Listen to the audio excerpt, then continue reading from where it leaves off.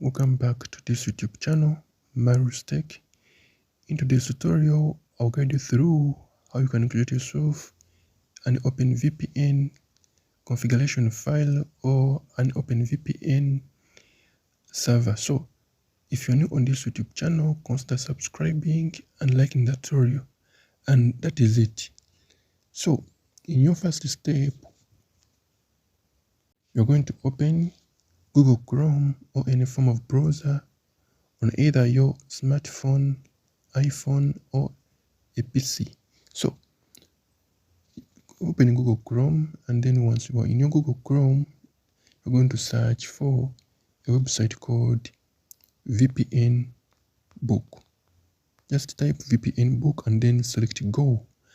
Once you select Go, now you're going to follow this procedure. So you're going to come and open this website. So don't forget to subscribe, share this tutorial to your friend so that you can be able to access a secure internet. So you're going to select VPN Book so that you can be able to create yourself an OpenVPN account so that you can be able to access a secure internet. So this is how we're going to do. After opening the website, you're going to come top right corner and then tap onto those slashes, the menu slashes, so that you can be able to access the menu. In the menu, select this option 2, and then you're going to close all the advice that will be provided to you.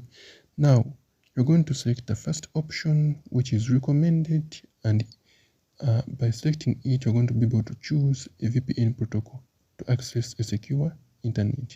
Choose OpenVPN and then select Get Started. Now, you're going to come and then look for these servers in your second option. You're going to be seeing all these servers from different countries. Now, this is a guide on how to set up or on how to select a server. So, I can recommend you to choose a server that is either from your country's location or that is near to your country's location. So, in this case, I'll select a German server. And then, after selecting a German server, I'm going to select a protocol. We have 4, but basically 2 protocols. We have a TCP protocol, transmission control protocol, and we have a UDP protocol. And that is it. So if you want a UDP configuration file, you can simply select this or this, but for best speeds, I recommend you to choose this. But if you want a TCP configuration file, I recommend you to choose any of these. But these are ports. You have port 443 and port 80. Port 443 works mostly in all countries to provide you with a secure connection. But port 80, sometimes it jumps. So I recommend port 443 if you choose a TCP protocol.